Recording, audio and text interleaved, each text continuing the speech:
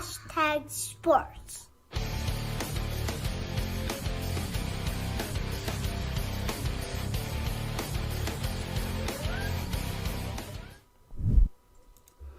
Ladies and gentlemen, boys and girls of #Nation, welcome to #sports.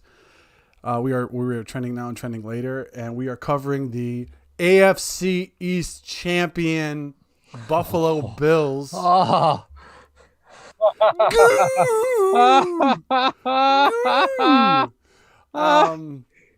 With an impressive, well, I mean, actually the game is not officially over yet, but as of right now, it's 48-19. We were just starting our stream a little bit early. We got some of the usual suspects in the chat right now. Make sure you smash that like button. It goes out to all of Bills Mafia and #Nation. Yeah, Paul Burke, slap hands. Slap hands. Give him the McDermott. Slap hands. As we as we do at the onset of every show, we want to let you know that all super chats and all #channel memberships, if you want to be part of the #heroes, all of the proceeds are going to be going to the Punt Foundation, Brian Mormon's Foundation for Children with Pediatric Cancer, which stands for Persevere, Understanding, Need, and Triumph. So we want to let you know that at the onset, the Buffalo Bills, like I said, with a victory over the Denver Broncos, will move to 11-3 and win their first division title since 1995. I would like you right now, type a 1 in the chat if you were alive when that happened. Alive. Come on, Mar, really? We got some youngins in the chat, man. 1995? Yeah, I mean, yeah, it was a long time ago. I'm certainly not going to state that it wasn't. It was a long time ago, but come on. Galleries, you were watching when Ferguson was at quarterback. What are you talking about? You didn't need to put a 1 in there. No, I'm just kidding. But, yeah, Paul Berg coming in and said, did something happen to Andre Roberts? We're going to get to all that. Diggs going to the locker room with a foot. Paul and I are going to be examining a few things going on around the NFL as well, not just the game tonight. So be sure to stay tuned for all of the fun and chaos that happens only here on #sports. Like I said, we are trending now and trending later. Merch coming out soon, ladies and gentlemen. Merch. Get your #merch after you buy that AFC East champ paraphernalia from the Bills store. Yeah, but Paul, coming into this game, the Denver Broncos did not have a slouch of a defensive team here. No. Yeah, but they were missing some pieces. I mean, they only had 3 corners coming into the game. They dragged the guy off the street that was working at UPS last week to play slot corner against Beasley, which didn't help him. Ojemudia gets kicked out of the game for throwing a right hook over at Gabriel Davis on the goal line. Yeah. And that's a team that's just out of it, you know, like they're out of it. That's frustration. That's complete and utter it. frustration. Yeah. This is a team that probably was coming into this game saying, listen, this is a team that's going to the playoffs. We're going to be playing the Raiders and the Chargers the next 2 games. There's not really anything going to play for. Let's try to knock these guys off their perch. They were unable to do it. Hurt my heart a little bit because, you know, I'm a fan of Vic Fangio and the head coach over in Denver, who was unfortunately picking his nose during the broadcast. Oh, hey. Thanks, Vic. All right. Good times. Jim Bitway says wide right was the first game I remember ever watching. Oh my God. What a way to get introduced to the Mafia though. That's Murphy, a tough one right there. The Broncos are terrible. Wow, did he say that? That's crazy. But Paul, as we do at every post game show, initial thoughts on the game. I mean, the Bills kind of put their foot on the gas. Right. And again, it's another game where the Bills weren't out of control really at any point. Right. They did control the pace of this game. And the fact that Locke couldn't get a pass completed to a wide receiver till the 4th quarter, like that just tells you this is what a championship team looks like. They go out, they take a team that is below them, and they just never let them in the game. The Bills just never let them in. It was a fun game to watch as a Bills fan.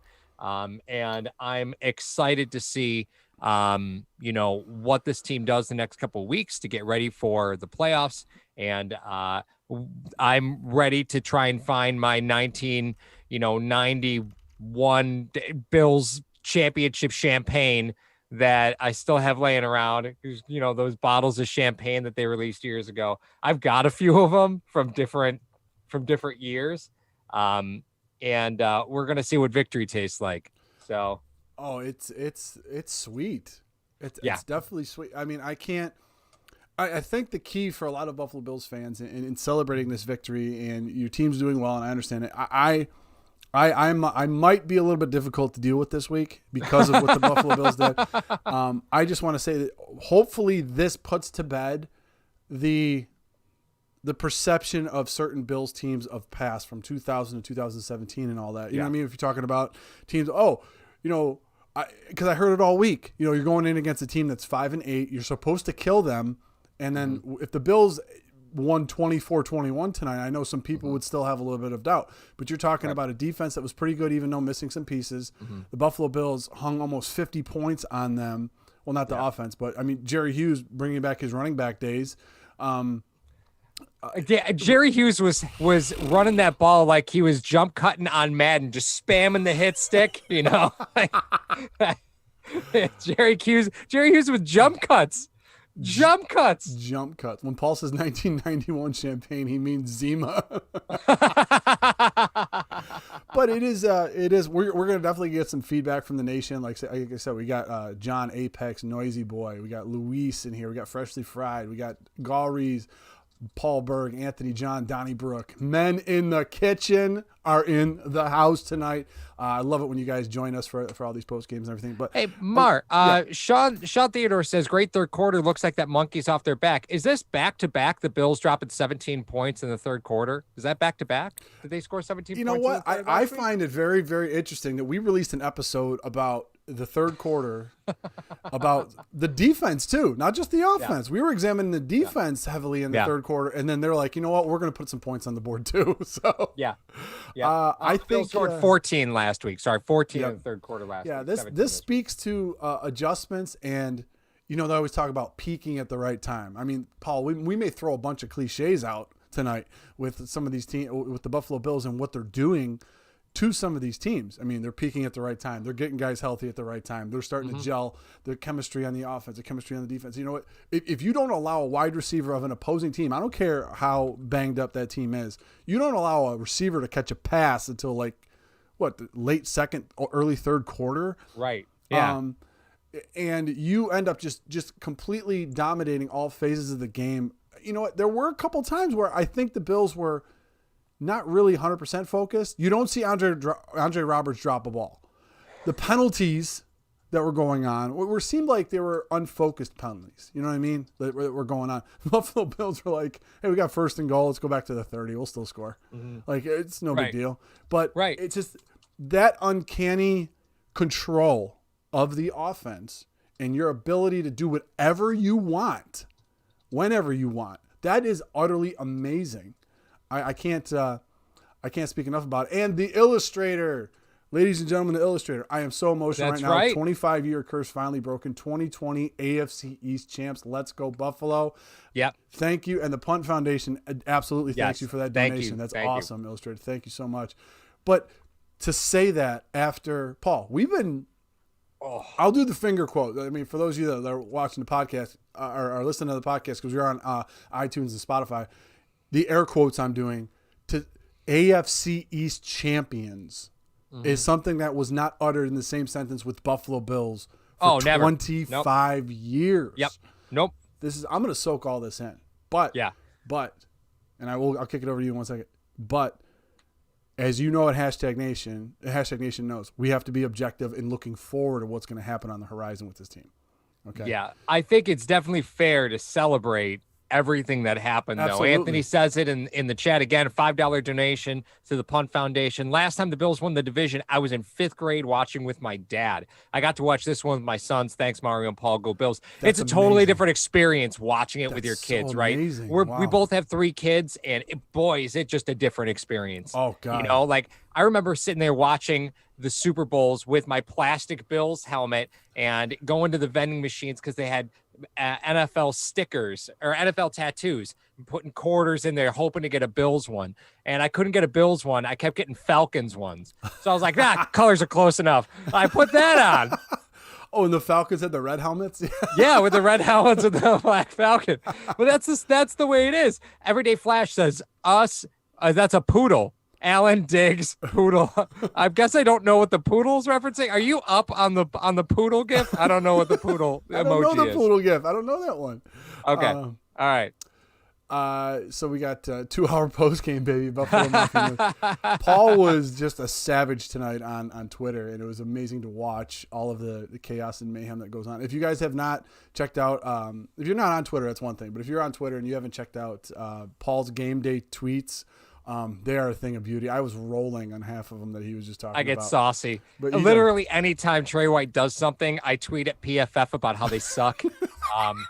One guy got at me because of Bosby, the corner, and I just was like, dude, the guy's terrible. And every time Bosby got burned, I would tag him in those tweets. Like, I was on fire tonight. Oh, my God. I was on fire. I love Paul on Twitter. Yeah. Oh, my God. AFC East champs. Yep. Oh, my God. I cannot wait to 15 years from now wear the same sweatshirt.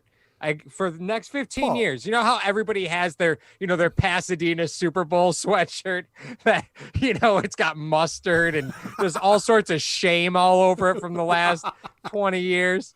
Paul, God, it feels good. Did you know Anthony was TN Triple J? No, I didn't. Oh, yeah. So he was in that conversation with me, tagging on Bosby the whole time. Oh, sweet. Donnie Brook coming in for the punt. And as you know, if you just got in here, if you're just watching now, or you just tuned in, all super chats and all hashtag memberships will be going to Brian Mormon's charity, the Punt Foundation. So for the thank punt. you so much. Not much. Cody Borquest, not very busy tonight. Just holding extra points. It's a different punt. Points at a field it's goal. a different punt. But we have to discuss the fact that, I'm hurt a little bit, Paul. 2 reasons I'm hurt. What? Number 1, Josh Allen with his 300-yard game today tied Drew Bledsoe for franchise mark. I know. That one hurts you a little bit. Hurt a little bit. I know. Hurt a little bit. No, I'm just kidding. I'm happy for Allen. I'm happy for the success that the Buffalo Bills offense is having, especially in year 3, how much he's doing. Yeah, that bomb that he had to Diggs, if he starts getting that long ball going, I think that scared a lot of teams tonight watching that completion happen. Twice. Yes. Twice. And the other thing, dig a little inside information here, ladies and gentlemen. Paul knows that I had an affinity for Jared Zabransky. Oh, if you guys don't know who that is.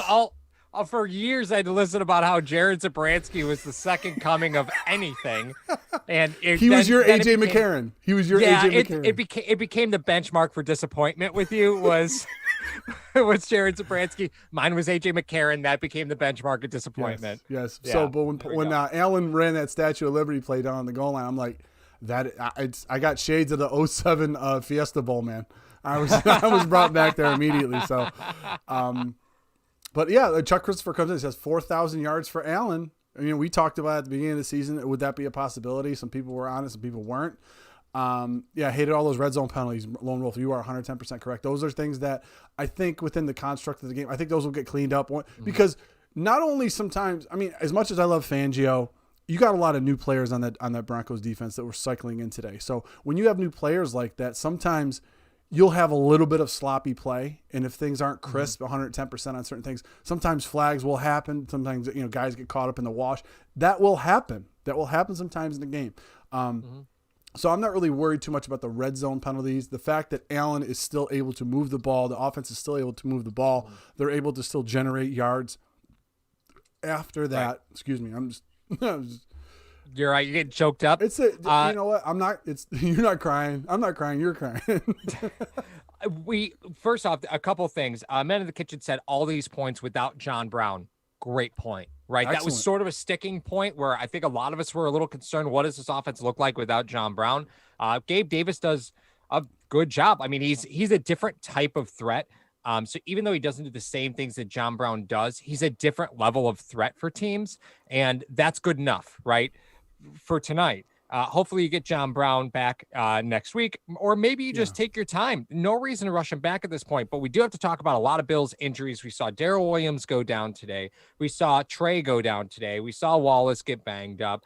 We heard Diggs went to the locker room with a foot. Roberts was walking gingerly on the side. Roberts was they put in Hyde to take care of the punt coverage after that. That's some scary stuff where you look at, you locked up the AFC East, but right, there's some attrition there. So Let's just walk through them real quick. Darrell Williams goes out. Ty Nsekhe goes in. Are we going plus, minus, or even? I'm not. What do you want to play now? What Yeah, are we playing? no, grade him out. Darrell Williams goes out. Ty Nsekhe comes in. Did he do better than Williams, worse than Williams, or equal to Williams? I think he did. Oh, he said Trey had a stinger according to Sal Capaccio. Okay, I'll just read the chat real quick. Okay. I never heard his name, so he did good. I'm not going to say better or worse because I never hear Williams' name either. So that's the mark of your lineman playing well is the fact you never have to hear their names throughout the broadcast. If I hear Ike Botker's name one more time, no, right.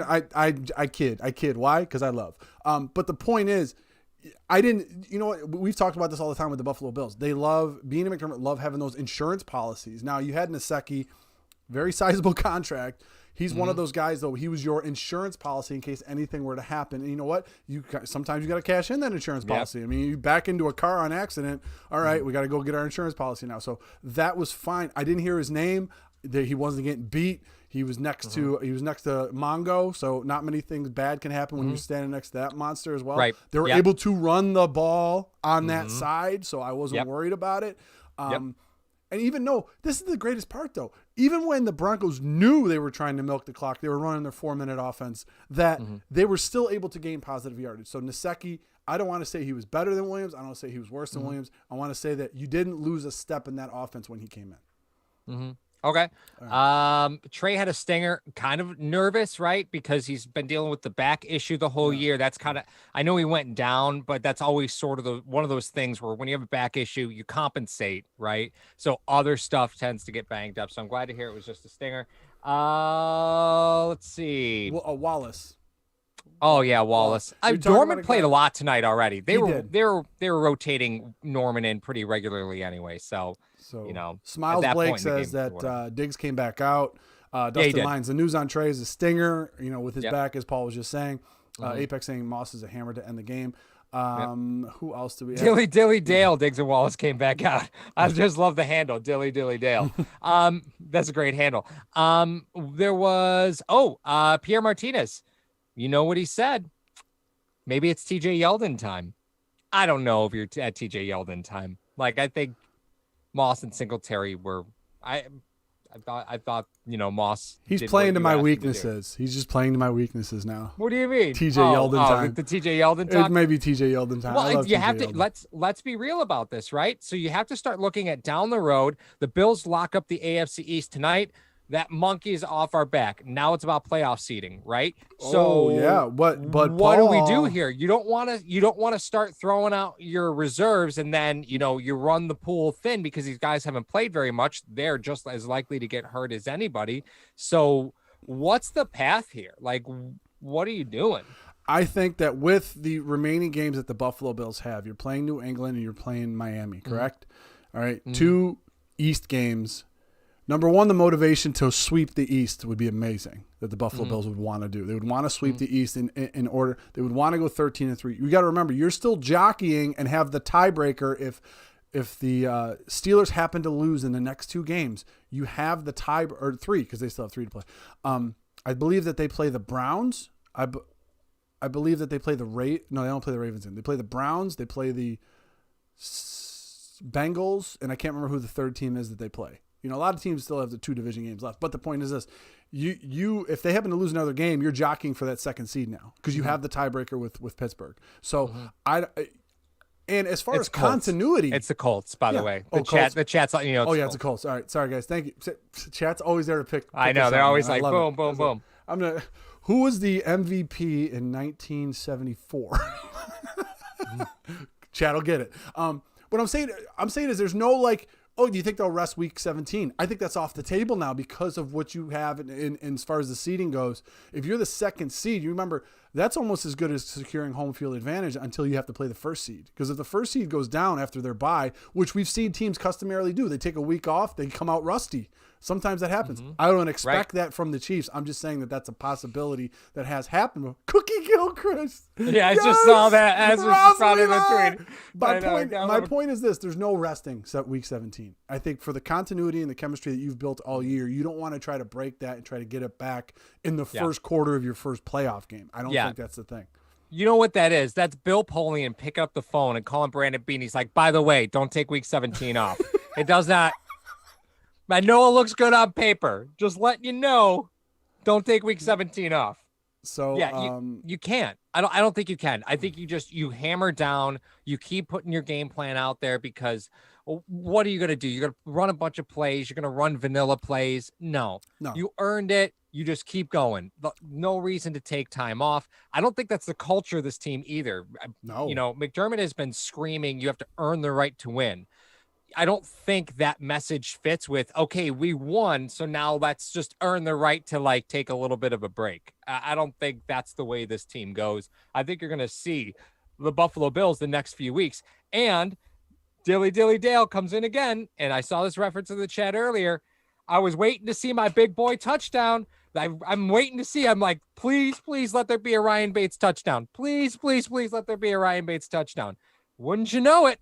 Runs that drag route, taking bodies out along the way. He was a snowplow driving down the 90. He was like, I'm taking every Bronco with me. I don't care. That was phenomenal. Did not care. Yeah, spin. He just tossed that dude out of the way. Did not care. And I did tweet it out. I'm just going to say it again because I thought the tweet was funny. Josh Allen on his rushing touchdown when he went around the right side, when he pump faked twice and then ran into the corner of the end zone. Those pump fakes, one was for Nick Wright, one was for Downing Foxworth, and that was the appropriate way to say suck it. That's what that was. That was. You were doing the what was it, the Pat McAfee? That's it. Yeah, I did the McAfee. Yeah. And Matthias coming in hot and heavy right now. That last TD was unnecessary for my fantasy football team. Also, double it makes me poor somehow.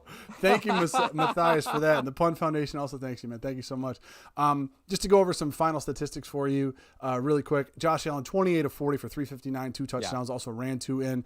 Drew Lock going 20 for 32 for 132 with 1 touchdown. That touchdown to Fant was pretty. I'm not going to say. Yeah. I mean, Milano had the coverage, but that was, he put it in the only spot you could have put that one. Melvin Gordon, 11 for 61. Devin Single, 8 for 68, but he also had that huge 50-yarder. Up until then, he didn't have very much. Buffalo Bills with 29 first downs, but the most important stat that Paul loves to mention, 9 of 13 on third down were the Buffalo Bills. That's a big one. It was a big one. And holding the Denver Broncos to 255 total yards as well, only causing 1 turnover. Yep. So it wasn't like, you were getting short fields all the time, and also dominating the time of possession with 33 minutes.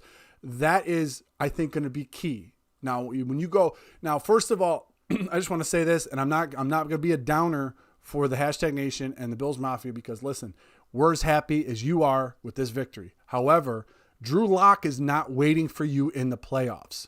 Okay, nope. He's not waiting for you in the playoffs. Cam Newton or Jared Stidham is not waiting for you in the playoffs. We'll have to see how everything plays out if Tua is going to be waiting for you, but he's a rookie. He's shown some things where the other parts of the team pick him up. However, I'm just saying that even though the Bills defense is dominating right now, you're not going to see this type of quarterback play in the playoffs. So I'm just saying to temper the expectations of, hey, we're going to shut out every team in the play. I don't think that's going to be a thing. So I just want to put that out there because we're going to be talking about that quite a bit in the upcoming weeks as well. So, but with that being said, Mark, isn't it nice to kind of take a victory lap around the AFC East the last couple to clean up this season? Like, these are normally the games that they're the nail biters, right? We're sitting there going, biting our nails. Like, how are the Bills going to squeak? Bros, this is a victory lap. We're just running around. That's it. This is a victory lap. Let's put it to the Dolphins. Let's put it to the Patriots. Go ahead, make their draft class better. I don't care. Thump them. Don't care. Pound them into the dirt. Yeah, let's go. Victory lap, AFC East time, baby. So my question is this again. And Trek Reviewer will love this because we're gonna hire him for our resident draft analyst. I swear to God, because he's always talking about draft stuff, and I love it. The fact that, do we have to send a thank you note to Cleveland for this? Because they took Denzel Ward, which forced Denver's hand. Because remember, the Bills and Denver had a trade worked out. Yep. They had a trade worked out, but because that Cleveland took Denzel Ward, number 5, Bradley Chubb ended up dropping to number 5. Denver took them or took him to say, oh my God, we're going to pair him with Von Miller and we're going to be outstanding. And then obviously we know what happens 7th. Josh Allen, I'm going to the Buffalo Bills with the trade with Tampa. However, amazing enough, Tampa might be needing a quarterback next year.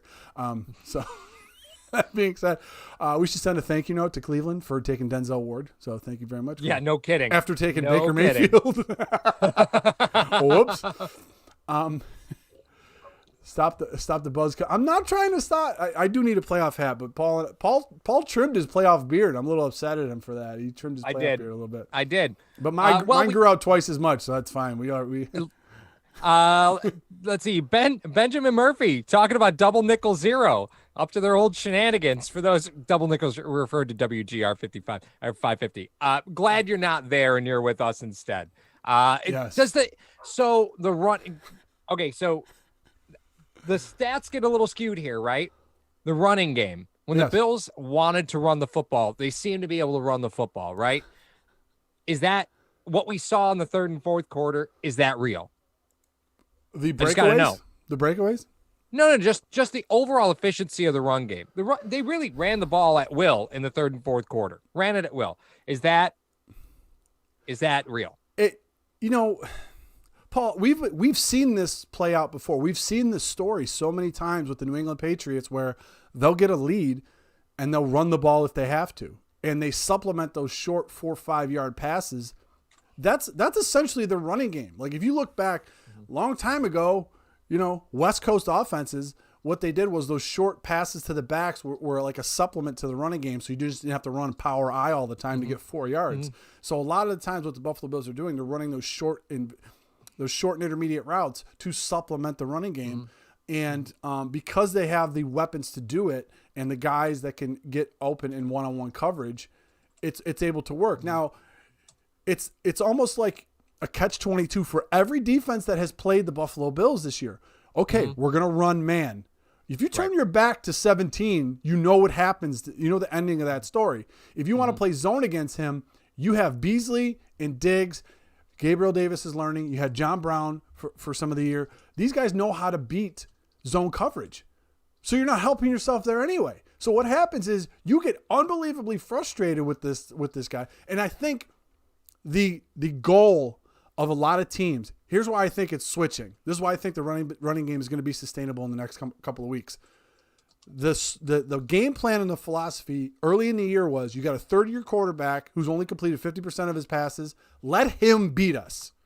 Let him try to read zones. We're going to drop 7 in coverage. Let's see what happens when we do that. And you know what?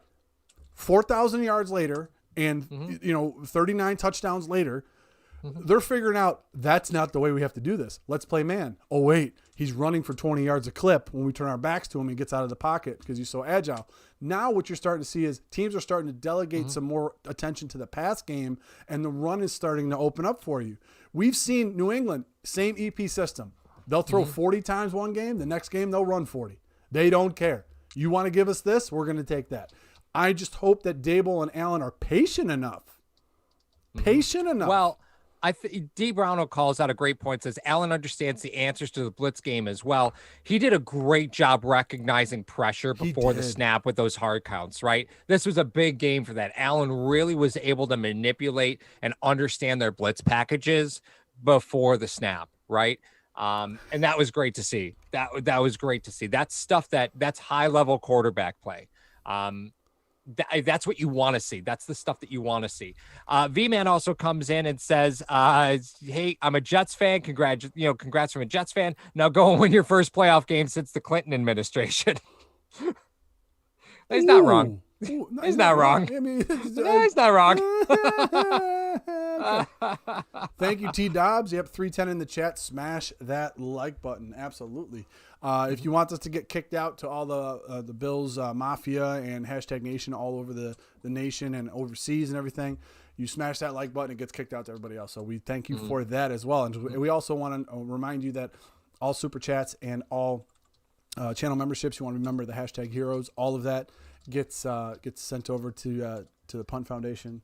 Brian Moorman's Foundation for Children with Pediatric Cancer. We can't be happy enough to do that. So thank you so much for that. Hashtag heroes. Brutus Always Mine says in the chat, Jerry Hughes was the best running back for the Bills today. My response to that is, would you want to tackle Jerry Hughes? My God. She was on the other foot now, isn't it? Like, you see Jerry Jeudy out there with Jerry Hughes coming at him. You know, Jerry Judy's like, nope. Okay, it's Josh. Nope. There's 3 guys on the field that weigh 185 pounds. None of them want to tackle Jerry Hughes. We call that, in the business, we call that a business decision. That's right. Yeah. That's right. Moss had 80. That's a decent night. Yeah, he had a lot of tough yardage. It's Josh came in with the, he says, how does the penalty work for the illegal formation and nobody covering the Secchi work? Well, you got to have a certain amount of guys on the line, and you have to cover up the last man on the line. If the last guy on the line is not covered and you don't deem him eligible, then it's a legal formation. That's basically how that bad boy runs. Yep. Guys, can the Chiefs stop the Bills? Real talk. Oh, that's an interesting question. I have thought about that because I even saw a tweet from Nate Geary, and I was sitting there looking at it, and he just says Bills and Chiefs and then everyone else. You know what? To me, it's weird because you got Leslie. Here's the beauty of this thing. Here's the beauty of and I'll just knock this down for all of Hashtag Nation right now because I've been thinking about this. Here's the beauty of a Bills-Chiefs matchup. Okay, it's an old AFL matchup. Everyone knows that. That's number one. Number two, you're talking about Andy Reid, the teacher, going against the pupil in Sean McDermott. 2 guys who know each other very, very well.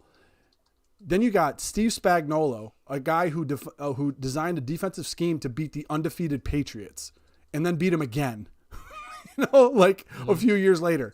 And then you have, so he knows how to plan for an EP system. That's the thing that scares me. And then you got Leslie Frazier on the other side, who philosophy-wise, in the first game against the Chiefs, it wasn't a bad thought process to concede the run to limit Mahomes. It just didn't work out. They just didn't make plays, and I understand that. But I go back and forth where that's going to be a 55-50 game, or it's going to be a 7-3 game. Mm-hmm. I go back and forth because you look at the Kansas City's defense. They start to peak at the end of the year. They got some horses over there. Now you're looking at what the Bills defense is doing, albeit against subpar quarterback play. They're still pounding the rock and getting everybody where they need to go on the defensive side of the ball. Mm-hmm. So I don't know where to go for that game. I mean, seriously, I want to ask the nation. Just throw it in the chat. Put in there what you think an AFC East or AFC Championship game would be between Kansas City and Buffalo. Because I'm interested to see if you're at the high end or you're at the low end. Because I doubt people are going to be, it's 28-21. Mm-hmm. I seriously do. I don't know. But if it is, then let me know. So I'm just very curious. Well, how about your thought, Paul? Well, I mean, the reality is you're not going to be playing Kansas City early, right? Like no. This is down the road, know, and then you start going to, warm weather game versus cold weather game. Like these are all little different things that you have to kind of consider. Not really that warm in KC, buddy. It's warmer than Buffalo, bro. Like, oh my God, probably warmer than You've Buffalo. Never been to Arrowhead, have you? In January. No, I don't travel like that. But you know what is warm is Arizona. We want to thank Mr. Rogers Homes for being our sponsor for this video. He's from Buffalo, so if you guys are ever looking to relocate out to the Valley of the Sun, go ahead and hit up Mr. Rogers Homes. He could take care of you. He's a 1% top 1% realtor in Arizona. So we thank him for sponsoring this. As the Bills clinch the AFC East. Wait, say it again. Say it again. Huh? The Bills clinch the AFC East. You mean the wait is over for us to wait? Hold on, I'm getting a phone call. Hold on. How many people? How many guys do you think are gonna scream that during intimate moments of their evening tonight? I don't know. Wait, hold on. Okay, sounds good. I'll tell him. Paul, that was Yogi. He says it's over. The drought's over. It's over. Yeah, it's over. It's the Bill. Does this shock anybody in the chat? This is what I want to know, because I saw a lot of 11-5, 12-4 predictions at the beginning of the season, and we won't go over what mine was. But my point is this. Everybody knows what yours was. Everybody knows what yours was. Shut your mouth. Does this shock anybody in the nation right now in the chat that the Buffalo Bills were going to win the AFC East? It just, when it comes to fruition, I think it's like, whoa, that actually did happen. Yeah, Rick said, Paul Berg was 12-4. Rick was 12-4. Jason's not shocked. Apex is not shocked at all. Ross is not shocked. This is amazing. You bring on KC, trust the process. Yep. No shock for B Lightning and T Dobbs. You know what I mean? Does 10-6 ring a bell? Yeah, John Buffalo 45. It does. It must shock you. It shocks a 9-7 guy, but that was all pre C19 guys. I didn't think for a 4-game stretch that the Buffalo Bills were going to have to face defenses that had their top pass rusher out. You know what I mean? Yeah. That was something that was unaccounted for. You know, you talk about Ingram for the Chargers, you talk about Bosa for the 49ers, you talk about Bud Dupree for the Steelers, and then tonight Von Miller was not out. So those are guys. Plus they were playing shorthanded in the secondary. So I didn't expect them to lose to Denver anyway. But my point being was, you didn't hear one talk about the thin air up in Denver, though, did you?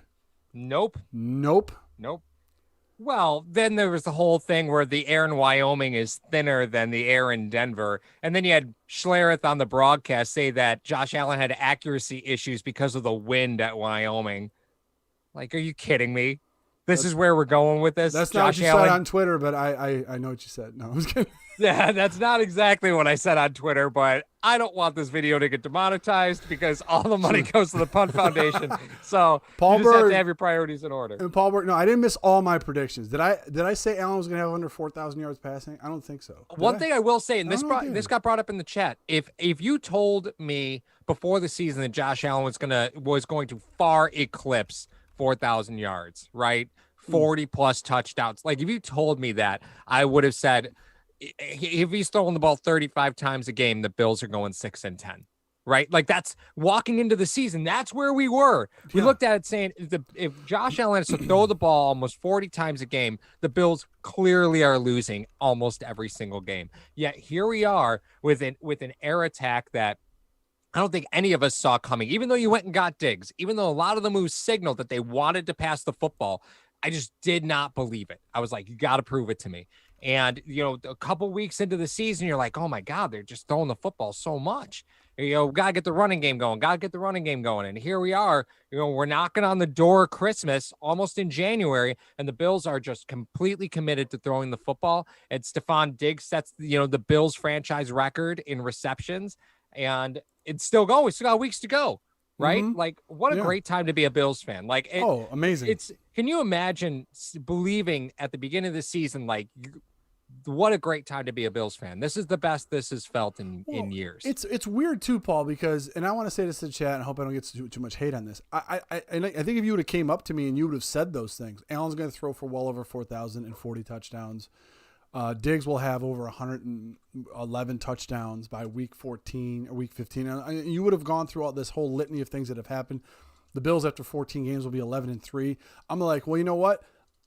I will. Okay, that's your prediction. I will be cautiously, I'll say, after 14 games, okay, I'd say maybe they're, 9-5, 10-4, or, as best I would have went, because we haven't seen this before, and not because I was just dragged down because of 17 years of the Bills not being a good team at all. It was just, okay, I like to be awfully cautious. I like to be a little bit more objective and a little bit more safe than I think a lot of predictors are. And I know there's people in #Nation and Bills Mafia that are like, they're winning every game this year. And I understand. I want the Bills to win every game. I just don't think it's that feasible.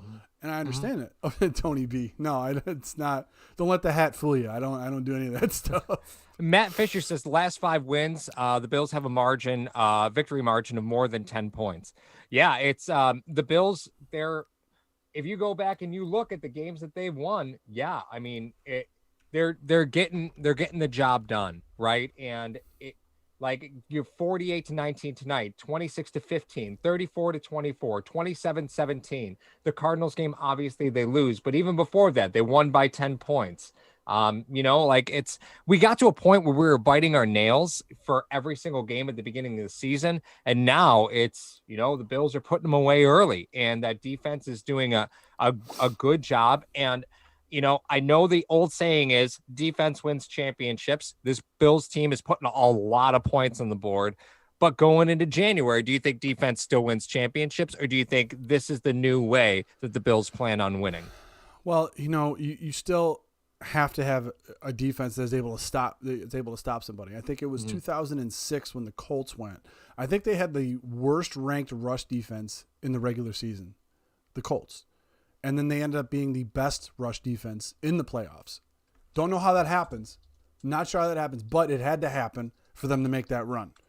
And, you know, maybe the Chiefs last year skewed the entire thing and have brought about a new NFL. But even though last year the Chiefs were playing solid defense, you know, to me, you're a D Ford interception offsides, basically, or D Ford offsides from the Chiefs being 2-time Super Bowl champs. I really think they would have won it the year that New England beat them. So, and they're doing that all with offense. It's all offense with them. But their defense still steps up when it needs to step up. So, this could be the new NFL. I don't know, but Thomas clutch Sweeney. defense. Look at Elliott. Nice. Thomas Sweeney says, I would crawl over COVID-infested broken glass butt naked if it meant I got to see my Bills at a playoff game. And now there's been a lot of talk about the Bills having fans in the stands for a home playoff game. And let's just think about it. Guys, that's a month away. Anything could happen in a month.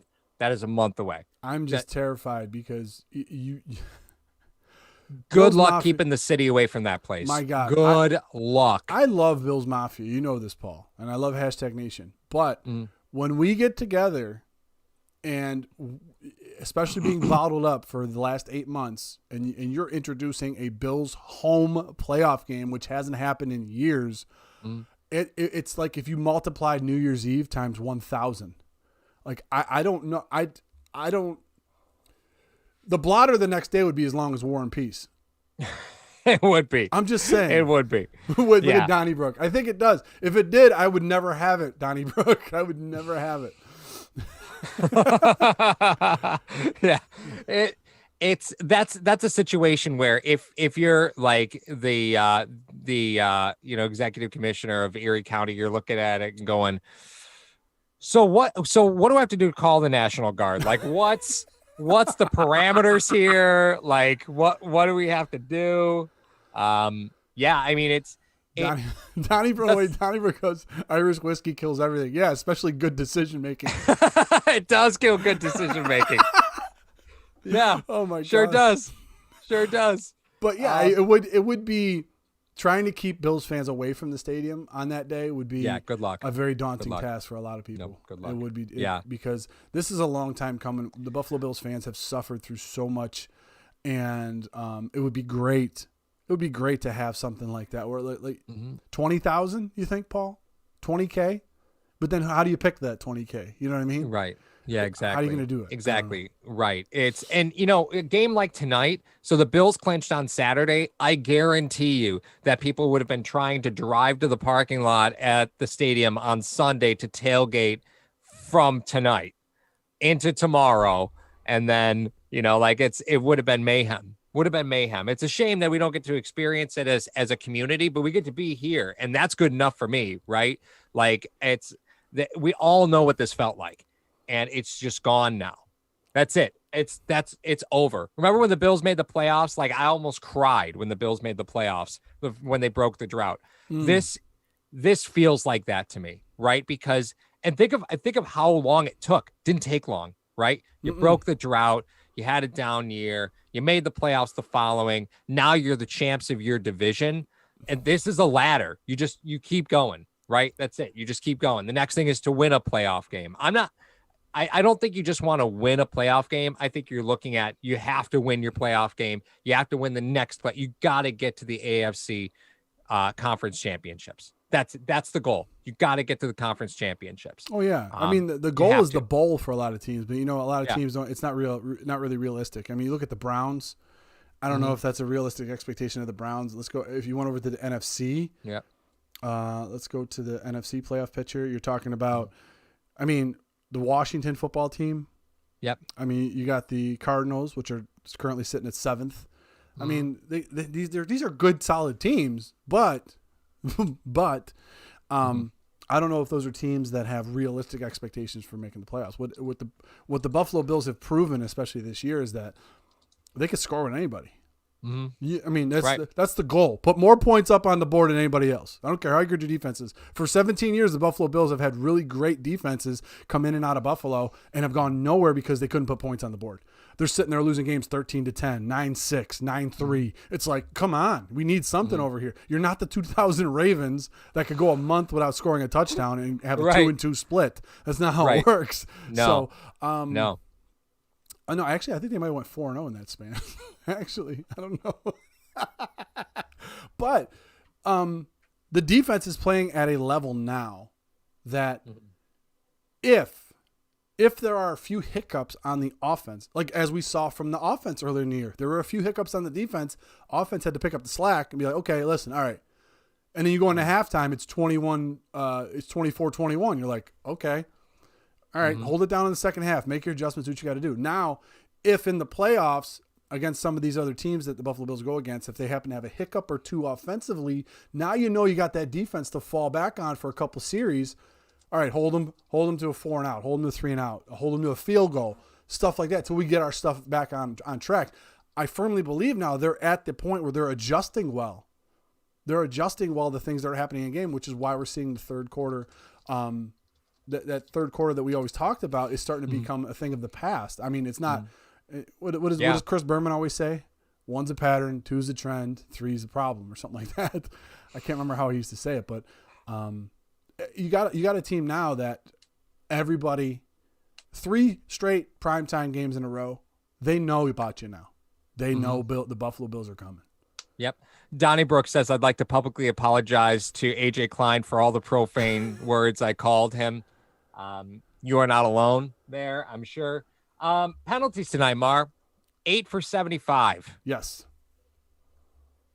Problem? Not concerned. Not a problem. Or is this a game that you're glad? Because let's be real, right? We could say, oh, yeah, 8 for 75, but they thumped them. The coaching staff's not going to give this team a pass on that. You went 8 for 75. You're watching the film of those penalties to figure out what went wrong, right? Even though, is this the game? Are you happy you got it out of the way? Like that you jumped that hurdle. Sure, you had all these penalties. Coach staff's going to go back and review all these again, right? Are you happy it's out of the way, or is this the start of maybe a little bit of an issue? No, I know how much those penalties can flip the field. I mean, I don't think on a playoff caliber team, you go first and goal from the 30 and score. I don't think that's the case, and that could hurt you in the playoffs. I don't think it's an issue because number one, you were playing, like I said, a lot of different guys were in a lot of different positions for Denver, and sometimes when games get sloppy, you see penalties like that. Certain things that happen. I'm not too concerned about it because it wasn't like they were huge extending drives that happened. I mean, the one on Milano, really, I don't really count. There's some of those are ticky tack ones.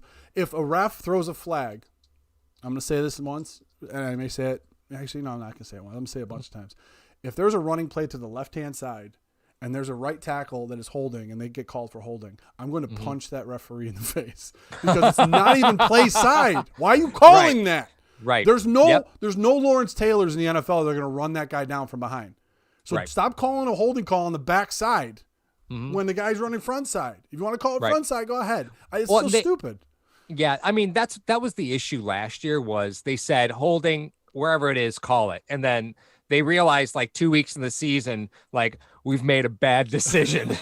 This was a bad idea. Yeah. And then now that's exactly what they do is they look at, those holding calls. They know every offensive lineman holds on almost every play. Now it's just about, does it impact? And we did get correction on, where was it? Brad, 22474. Corrected us on the Berman thing, and that was once is an accident, twice is a trend, 3 times is a problem. Okay. Yeah. I love the nation. They always picking us up. Always picking us up. Thanks, guys. Yeah, I mean, and you could say that about the Bills making the playoffs too, right? Once was an accident, right? Hey, we broke the drought. Whoops. Didn't see that one coming. Right? Three is definitely a problem for the rest of the NFL. Exactly my point. Sorry, that's exactly where I was taking that. Want me to rewind it? You could say it. No. We're good. We're good. Yeah, we're good. I want to steal because I'll put this on repeat. Don't worry about it. You can say it now. It's okay. Don't worry about it. Super chat it next time. Yes, absolutely. But Ryan C. We've talked about injuries a little bit. Nothing for Trey right now. It's just a stinger. Yeah, it doesn't seem. Jim Bitway, Nick Wright's final humiliation when the Bills make the championship and the cherry on top when they beat KC to make the Super Bowl. You know what? Oh my God, he's one of those guys that'll still stand by his thing and say that Allen wasn't the reason why they won. That's, I mean, as much as I love, like I said, #Nation and the Bills Mafia, we are so passionate about this team that if anyone outside of it attacks it, we come in drone.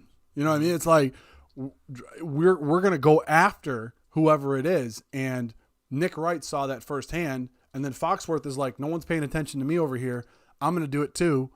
Those guys, I just ignore. I mean, Paul doesn't ignore them on Twitter, but I just sure don't.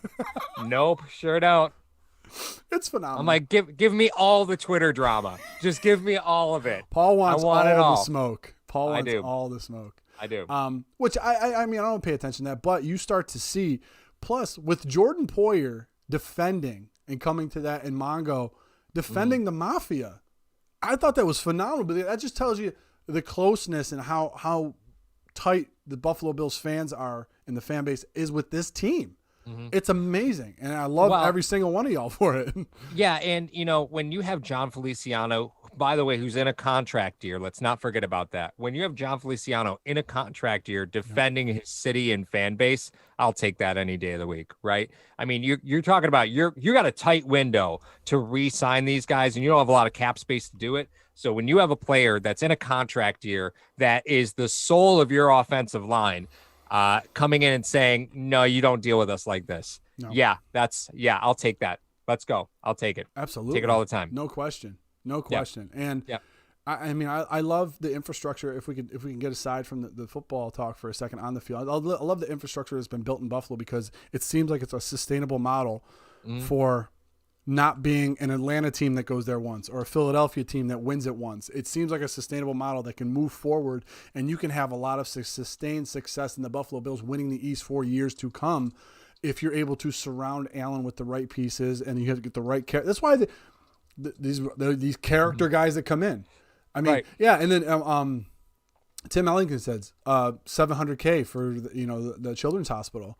Yeah. This is a fan base that gave $400,000 to a quarterback that didn't even play for them when they broke the drought. Yeah. You failed to mention that, Foxworth. I mean, come on now. But here's my only concerns. If we can get now, we're going back on the field. The level of quarterback play in the playoffs, which I think the Buffalo Bills in recent weeks, they've shown that they can play at a high level and dominate lesser competition. And that's what you want to see out of your defense. Allen's full command of this offense, where guys need to go, where he needs to be, mixing up snap counts, mixing up plays, audibling the right plays, putting the ball where it needs to go. I feel so confident in this team to make a sustained run, whereas you said they have to win one game or two games or get to the AFC Championship game. I'm telling you, that is not a far-fetched idea now because of what you've seen in the product you've put on the field. It is amazing with the product that's on the field right now. Right. Hey, so Buffalo fan says, who's coming with me to the airport? Imagine what that's going to be like, right? The airport when these players fly back in. There'll be a lot of people there. I'll go. Are they flying now? A lot of people there. They're flying now? They're flying back in tonight. What? I'll go. Anybody want to go? Anybody? Type a one in the chat if y'all want to go. I'll stay up all night. Fun. I don't care. I'll go. Be a lot of fun. Are you going to go in that hat? How's anybody going to find me? They just have to look for the goofy looking guy who's clearly lost. That would be you. Look for the avatar that's walking around the parking lot. Can I make it in time from South Korea, Evan Anderson? Yeah. I'll be bullied. You think I'm gonna be bullied? No, you guys are too nice.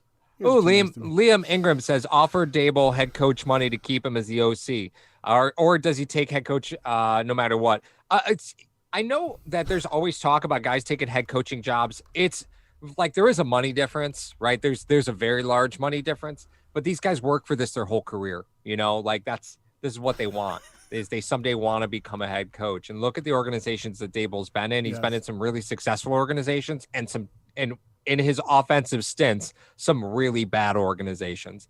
So I think Brian Dable is earning the right to be picky. Yeah.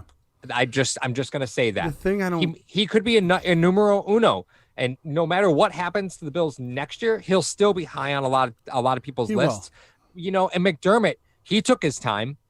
I mean, he interviewed for years for head coaching jobs until he found the right opportunity. And I think that's what a lot of coordinators do, is they jump ship for the shiny new toy. But don't forget, that job became available for a reason. So you need to be very careful with where you go. Well, here's the thing that gets me about Dable. Okay, you want to consider him a hot, and here's what a lot of people keep talking about. For his development of Allen in the offense, Paul, you and I have talked about how they like to coach guys up. Now, this is not a shot or a slant at Dable at all. However, name me one guy currently in the NFL that possesses Josh Allen's skill set. Because when you're given that mold of clay that could run, that can't get taken down, that has a cannon at that size, the only guy, and I'll say this, if Anthony Lynn happens to get canned in L.A., Herbert is the only guy that I would put even close to a mold that Dable could use and have success with. That's the only guy I can see, because Andy Reid's not going anywhere. LaFleur in Green Bay's not going anywhere. LaFleur. But the point is, Gase developed Manning, Anthony. If you believe that, I got some oceanfront property in Kansas to sell you. No, but my point is this. He would have to go, because Josh Allen's don't come out in the draft every year. No. LaFleur is lava. If you're a parent, that's twice as funny. But you got to find a guy that's of Allen stature, because that's the only place he's ever had success. It's here. Yep. So what are you going to do? You can't have him go to some place that has a guy that's not, like, I can't think of any teams off the top of my head though, but like, if he goes to play with Matt Ryan, if he goes down to Atlanta, he wouldn't have to really do anything. Matt Ryan's going to do what Matt Ryan does. I mean, honestly, Mark, the best jobs in order, right, are the Chargers. I saw somebody put the Chargers in the chat. That's the best available job. That would be, without a doubt, the best available job. I want to find who said it, because they should get credit. Could you just scroll through for me and find who said that? Rick said it. Rick Ryrick. Yep.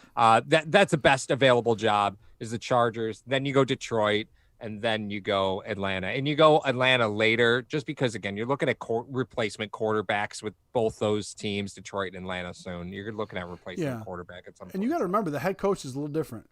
Head coach, you're more, I mean, Bill Walsh said it a long, long time ago, and Brian Billick even said it as well. He echoed it. When you're a head coach, you're more press secretary than coach. So if you can get... If you can get the guys that work under you, the OCs now, to work with that guy, I mean, you can work closely with them as well, but you have a lot more time commitments other places than just being, like, every time you see McDermott in a presser, that's time that Dable's working with Allen. That's time that Dorsey's working with Allen. So you don't see that stuff. So when Dable's at the pressers, who's working with my quarterback to coach him up and get him where he needs to be? So I'm not against him going somewhere else for a head coaching job, but what I'm saying is, he's going to pick the right spot for him after waiting this long. Going back to college, coming back. His history prior to Buffalo is not very colorful, minus the national championship year, which the next year they went again. So, I mean, he had success there, but if they went 5-5 the next year, okay, you can attribute some of that to Dable, but they're going there every year. So, T. Dobbs says McDermott should be coach of the year. I mean, I don't have an argument against that. I have no argument against that. Who would be better? People were talking about Tomlin just because of the record, maybe Reed because of the Chiefs. I don't know who else you would put in that discussion. Yeah, I don't know. Do you put Ron Rivera?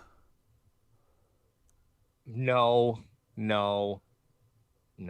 I mean, the Browns. I mean, you look at the Browns, and a lot of people are surprised by the Browns, but you look at the leaps that this team made, and again, you're looking at a coaching staff that stayed together, right? You look at a coaching staff that has stayed together, and this is what happens when you want to develop talent. This is how you develop talent. You don't change the ingredients to the sauce. You know what I mean? Like, it's just, if you say it's a process, you got to keep that coaching staff together at all costs. That's really the truth. I'm drawing a blank right here. Stefanski, who's he coaching? Chad, help me out here. Lions coach Matt Patricia. I like Flores. No thanks. I like Flores because of the expectations for that team coming in. Mm-hmm. Oh, you're talking about the Browns? Okay. Yeah, Well, the Browns. Yeah, having to deal with them personalities is in of itself. You should get twice the pay for that. I mean, you got OBJ, Landry, Baker, Hunt, Chubb. You got Garrett on the other side. You got Ward. You got a bunch of guys over there. That's some personalities on that team that you want to be a fly on the wall in that locker room for a day. Good Lord. No thanks.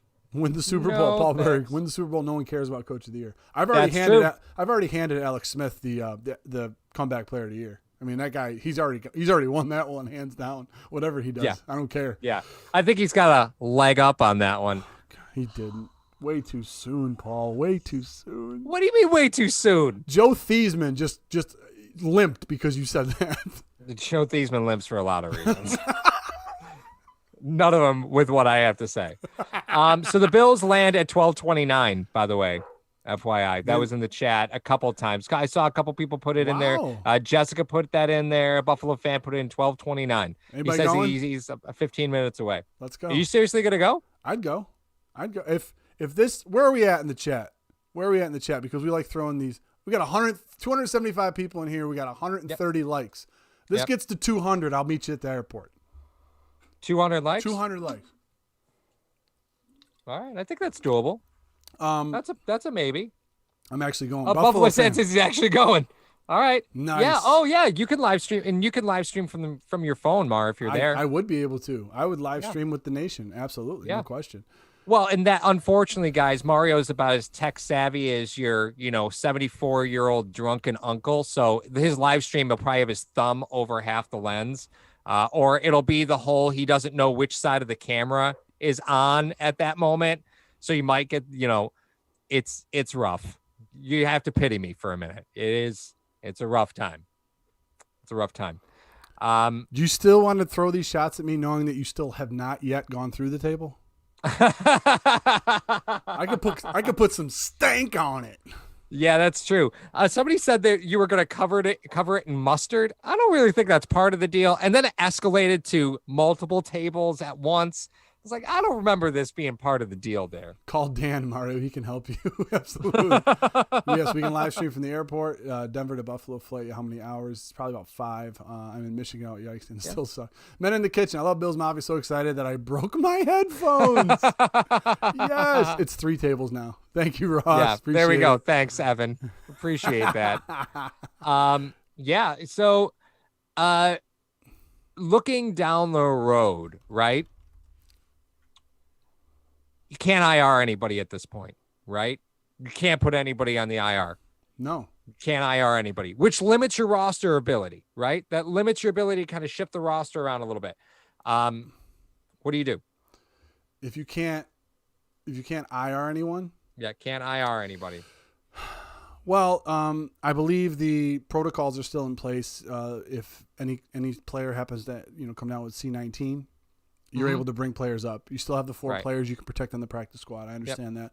Are you fine with the roster as is going into the playoffs and what you have and what you need? Mm-hmm. Are you comfortable with that? Paul? No, you're not. No. Who do you? No, I don't think you ever stop trying to get better. No, I wasn't saying that. I was saying that if they went with the current roster that they played tonight and they brought that plus a John Brown. I'm saying you talk about plus a John Brown on this team. Okay, yeah. Are you comfortable with that roster, or is there a guy that you're eyeing? I smell an episode coming. Is there a guy that you're eyeing from the practice squad and or bringing back from IR that you want to bring on? I mean, the answer's always you need more cornerbacks, right? Like, Trey's been playing banged up all season. Levi weighs 160 pounds soaking wet. Josh Norman is physically in not great shape. I don't think you can have enough corners. That's it. So you're saying Dane Jackson is who you want? Damn right, I'm saying Dane Jackson. Okay. Yes. I'm asking who you want. That is the answer to that. I'm asking who you want to bring up to the roster, not who you want to have lunch with, Paul. No, Dane Jackson's still the answer to that. Yeah. Dane Jackson's still the answer. I especially like don't get me wrong, right? If I'm looking at the Tennessee game, Dane Jackson's not that big a deal to me, right? I don't need him for Tennessee. Yeah. Which is a team that Bills could likely play in the first round of the playoffs, right? Like we're looking at the Colts, that's a possible. The Titans, that's a possible. Like the Colts, I think would be a little bit different, but both teams do depend on their running backs quite a lot. Yeah. I don't think you can have enough corners. Kumaro caught a touchdown. Great for him, right? But the truth is, when John Brown comes back, Kumaro is likely going to get cut, and then they're going to try and re-sign to the practice squad. Yeah. I think that kind of makes sense, right? Oh my God, that throw! Kumaro didn't catch that ball. Josh Allen threw it into him. He made it a part of his body. It's still there. It's still in his chest plate. That's right. It is still there. That ball, if that ball went over 7 feet in the air, I'd be surprised. I don't think that ball got higher than 7 feet off of it. Oh my God. What a laser. It reminds me of another quarterback that used to play for the Bills back in the day. He used to thread needles like that. No, he didn't. Anyway, that was a Wyoming throw. Naveed, that was a Wyoming throw. He still had to catch it. Yes, D. Brown. Yes, he still had to catch it. What did Liam say? Liam, I would be ecstatic to get the Colts. Rivers would be throwing picks like his wife has been shooting out babies. That's because Phillip Rivers has like 18 kids. He has a baseball team that it's in his house. He does. He with, sure does. With a bullpen catcher. That's his wife. He's the Antonio Cromartie of quarterbacks. You didn't catch that, did you? Nope, didn't. I was too busy making Antonio Cromartie jokes. That's fine. No, I said he's got a bullpen catcher. It's his wife. Oh, yeah. All right. Time out. Time out on that one. Hey, guys, we loved being a hashtag sports for as long as it was. No. Yeah, right? No, hey, she's a nice lady. Paul Berger sponsor. Dorothy Mantooth is a saint. So I like the possibility of the matchups. Okay, you talk about the Dolphins. I mean, we talked about this over. At least I did when I was doing the collab with Mitchell, Mitchell, Rico, and Joe over on Dan's channel. It was a lot of fun. We did the other night. Miami Dolphins. Right now, the Miami Dolphins, Colts, and Browns. Okay, if depending on seeding, what happens, I think the Colts game would be a bloodbath. I think you're looking at a 17-13 game because they're starting to get all their guys healthy again. I just think those guys are getting healthy. I think you get to Frazier McDermott will toy with Tua a little bit, but he is an unpredictable guy. You don't really have a lot of tendencies on him. But they do have Gesicki's coming into his own. The wide receivers there are really tough. The corners that's a dangerous secondary. Yes. That's dangerous secondary. That's one. Two, you got the Colts with Hines and Taylor being a two-headed monster in there, and I'm not saying this because it's a bad thing, but Teron Johnson being one hit away from being on your sideline again, and you bring in Cyril Neal and or Dean Marlowe in, I'm confident those guys could stick with Hines and Taylor, but they still have given teams fits this year. You know what I mean? As when you play them, T.Y. Hilton's starting to get things going now, and that defense with DeForest Buckner and Houston on that line are going to be something to reckon with. I understand that, but then you got the Browns. I'm not worried about the Browns. To get to the Colts real quick, John Vernon makes a great point. Colts have a great offensive line. They give Rivers plenty of time. Oh my God, Nelson, plenty of time. Nelson is two players by himself. He is from another planet. He would fight Oliver. From another planet. Him and Oliver would get in a 60-minute fight. That would be I would love to see that though. Yeah. As of right now, they're playing the Colts. I mean, if it ended today, they're playing the Colts at home. Do we still have Ramon Humber? Only in our hearts, Evan. Yeah. Airport. 164 one for my likes homies, Ramon Humber. one for my Humbers. One for my Humbers. So we're not ending it right now, but I'm curious. I want to keep the stream going just so we could possibly get to 200 because I'm ready to grab my keys and go to the airport. The point is this: do you guys want to have a little? Smash that like button. You guys want to have a little roast session really quick? I'll set the 2-minute timer down for everybody. Sure. Because this is going to be good. It's 9 o'clock on the East Coast if you're watching. And we would like to give a Paul has a station identification message for you guys if you're thinking of relocating. So I'll let Oh, Paul take yeah, that yeah, yeah. away. Yeah, so we want to thank our sponsor of this video, Mr. Rogers Homes, Sean Rogers, again, from Western New York. If you're ever looking to relocate out to Arizona, make sure you give him a jingle. He's actually got a Arizona relocation guide. The link's in the description of this video. You can check out his YouTube page if you're looking at homes. By the way, grass is really green. That's because majority of it is not real. That's Arizona for you. But nice news, buy a home in Arizona. You never have to cut the grass. So it saves you time. You'll never have to cut the grass. But if you want Mario to live stream from the airport tonight, hit that like button. We're about 30 likes away right now. Absolutely. And Mario will go and live stream from the airport. And we do. Paul's hometown is actually Hidden Valley. Yeah, it was like when the Undertaker, or no, who was it? Ultimate Warrior would be announced from parts unknown. No one really knows where it is. And we also like to give a shout out to the hashtag heroes, all of our channel members, and all of you that donated to the super chat tonight. Thank you so much. All the proceeds will be going to the Punt Foundation, which stands for Persevere, Understanding, Need, and Triumph. Brian Mormon's Foundation for Children with Pediatric Cancer. We cannot thank you enough for that. So all the donations we have until the end of the year will be going there. We're almost going to hit a magical number. We hit a magical number as far as subscribers go. We hit 3,000 last week. We can't thank you enough for that, but we're getting really close to knocking on 3,000's door as far as donations go. So from a couple of goofballs that love talking about the Buffalo Bills to raise $3,000 for the Punt Foundation, you guys did it. You guys were the catalysts that did it. We can't thank you enough. What time am I leaving at? It takes me about a half hour to get to the airport, so I would leave at the stroke of midnight when my glass slipper fell off, and I would be on my way to the airport. Oh, you're a pumpkin, all right. That would make you gorgeous. Like, see what I did there? Why must you torture me? Little vegetable humor. Paul just knows that I'm not going to, hurt him when I put him through this table. I haven't called it Ivan Drago against Apollo Creed. Let's hope not. Paul will not do a 15-minute dance number before he fights me, believe me. No, that is true. While I'm standing in the ring by myself. Veggie burns. Vegetable burns from ranch. Dad jokes are all over the place today. So with the Buffalo Bills defeating the Denver Broncos tonight. Yep. Hey, let's go. We roasting? I'm sorry. We roasting? Yeah. Okay. All right.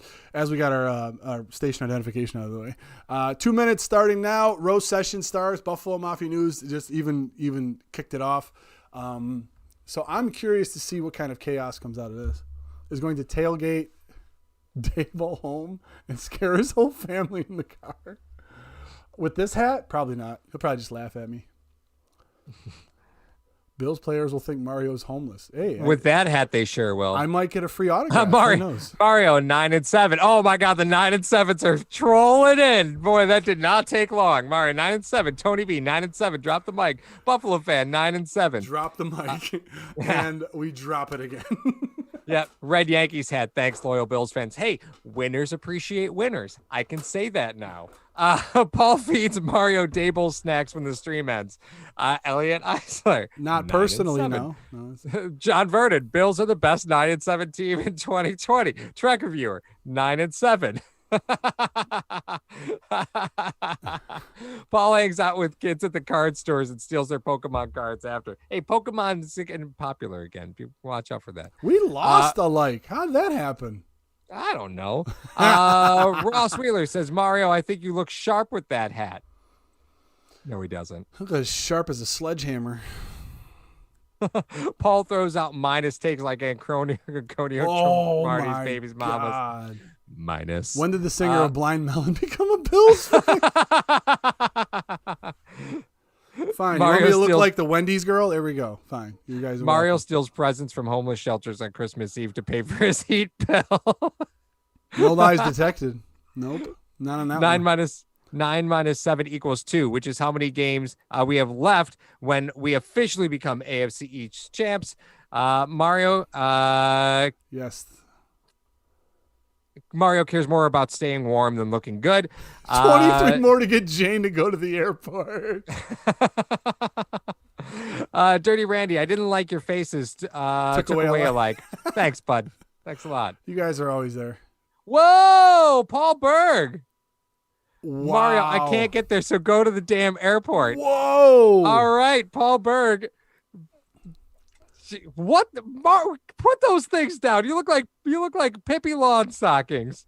Oh, you finally saw the stream? I did not. I'm not looking at your face. I'm with Dirty Randy. I don't have to look at your face this whole time. No. How about Mario looks like Aaron Rodgers dressed as a Brett Favre impersonator?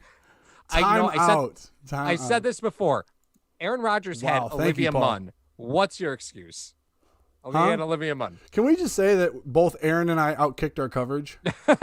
Perhaps. I did. That might be fair to say. I did outkick my coverage. But that might be fair to say. He had $40 million a year to work with. I can't pay my heat bill. What are we talking about here? Ross, Mario, that hat was better on Kevin McAllister. Lockman 60. After that swick kick in our 9 and 7s, you're gonna need to restream the mini hot tub. Mario likes to sit on Santa's lap. Why is all the me? Like, I thought you guys aren't even roasting him. Mario's a 1-star Uber rating. You know what? You guys have seen me drive. That hurts. That hurts. You guys have seen me drive. You drive with you talk with your hands. Like, yeah. I would assume that most people would rank that poorly on Uber. I'm just saying that. Paul, we've had this YouTube show for 3 years and have taken about 150 drives together. Yep. Are you still alive? I've managed to survive. Evan, it may not happen soon. If I have a face for radio, what do you think my body looks like? Ooh, track reviewer. Fun fact, Mario's favorite coach is Mike Mularkey. That is Mularkey. Yeah. It's amazing that he hasn't quit on his team yet, isn't it? Like, they're clearly not going anywhere. It's amazing he hasn't quit yet. Let's see. At least Paul shaved off his peach fuzz. As my voice cracks as I read that. Yeah, exactly. Damn it. Give Mario a leaf. Well, yeah, Super Mario Brothers 3. Oh, come on, get with the times. Get with the times. Yeah, Mario runs over kids at Thanksgiving football. Am I Ben Roethlisberger? That hurts. Paul with the headphones looks like the kid who you're not allowed to touch his ears. Oh my God, no. When is the first car session as AFC East champs? I guess we haven't talked about that yet. No, I think, we haven't really discussed it. We usually do something in the car, but obviously you guys know that during the season, and if you're a first time watcher of Hashtag Sports or you're not familiar with the normal landscape of the show, is during the off season, Paul and I, we will film all of our episodes in the car, but because the season, everything happens so rapidly with changing information and news and stuff like that. It's hard for us to, by the time we recorded an episode, by the time it came out, it would be irrelevant or some news would have changed on it. So we don't really get in the car that much. And even the bye week that we have, which we had a couple weeks ago, about a month ago, it's tough. It's really tough because with the ever-changing news that happens in the NFL. So we're going to try to get in the car as soon as possible to film some stuff for you guys. Obviously, the car ride after the Buffalo Bills win the Super Bowl will be the sweetest one that we have, but we just got to wait until that happens. Ross, borrow Paul's headset to keep your ears warm, Mario. Donnybrook, make Paul sit in the kid seat next car episode. God. For the record, I fit. True. Yeah. He does. Yeah, that's true. I absolutely do fit. We're all first. Hey, Steve, how you doing, buddy? Good to see you. Next video, will Fletcher Paul be sitting in the back wearing a little hat? Yeah, I'll be wearing a little hat, obviously, all the time. $1.79. So, Lockman says, lick that pole. I triple dog dare you. I assume he's talking about the movie A Christmas Story. I hope he's talking about the movie Christmas Story. Yeah. So, ladies and gentlemen. Unless you don't want to take the vaccine, then you could probably lick a stripper pole and you're probably covered against this, the C-19. If you're afraid of the vaccine. No, I took it the other day and I didn't see any side effects from it. But it's okay. Tick, tick, tick. But Stock Students on Instagram, I do not. You guys always bring my students into this. That's kind of a touchy subject. Oh, Esme says, hey guys, regards from Mexico. 9 and 7, go Bills. You're getting burned from another country. We got Canada. We got whatever the hell these guys that speak Danish. They're Steven. I don't even know what country he's in. Continental breakfast. That's it. The continental breakfast. We've got after Paul Berg donation, Mario can go to Starbucks now. No, I don't go to Starbucks. Be lightning like my little vaccine reference. From Mexico. Okay, so listen, ladies and gentlemen, thank you for the roast session. We are obviously way over time. We're at 179 likes. I don't care. I'm going to see y'all at the airport at 12:30. All right. Yeah, let's go. I got some stuff I got to do. I will try to go live. So any hashtag Nation member or Bills Mafia member, I'm wearing this hat there. So, I mean, I'll see you guys there. You just look for a 6'5", 250-pound moron with this hat on. You'll be able to find me. I will try to live stream there. Are you gonna wear your Bills the pullover, the old the Bills? Is it Milano? It's Milano. The hoodie? Yeah, the hoodie. Yeah, I got the Milano hoodie. I got the Milano. Yeah, It has Bills on the front. Hoodie. I'll definitely wear that one. I will try to live stream, obviously, with the reception I get. If I can get onto the airport Wi-Fi, it'd be a lot better. But Star Latulele has to be warm. My jersey too of Star Latulele. It'd be pretty funny to wear that one there. But I will be there in my Milano hoodie and this hat. So hashtag Nation and Bills Mafia, if you guys want to come and meet me there and say hello as we welcome the AFC East division champion Buffalo Bills. Let's go, Buffalo! It's going to be so amazing. Can't believe I could say that. Live stream button center bottom YouTube app now, FYI. Shut up, Evan. Done 716. Be responsible and wear a mask so you don't give them. Yeah, absolutely. Garn says, pull over. No, it's a cardigan. That's an old joke. It's Rachel Bush says they land at 1. No, so. It's not a pullover. It's a cardigan. Yes. But thanks for noticing. You guys been doing a bit of boozing, sucking back on Grandpa's old cough medicine. So closer to 1 o'clock. All right, that'd be fine. I just had this tonight, so yeah. Unfortunately, that's where I'm caffeinated on. I would still plan at the 12:30 time. Oh, absolutely, yeah. I got to find a place to park, so that's what I would definitely do. They don't go to the airport. They go to a different airport, correct? They fly into somewhere else different. Don't they fly into the Niagara Falls airport? Is it Niagara Falls?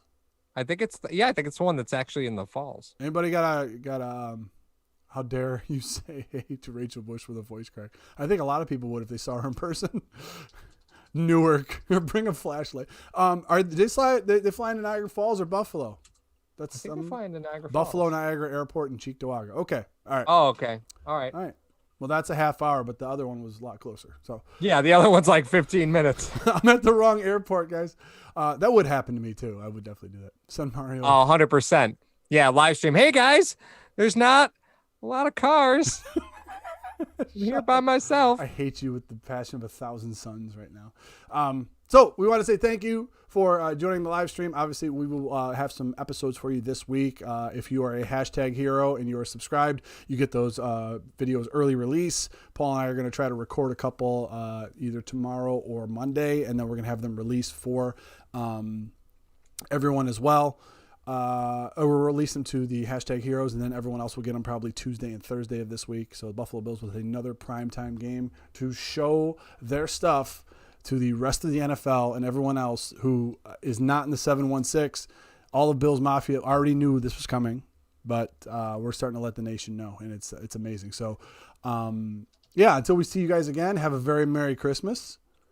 And thank you for joining the live stream tonight, guys. You guys take it easy. Have a good night, and I'll see you all at the airport.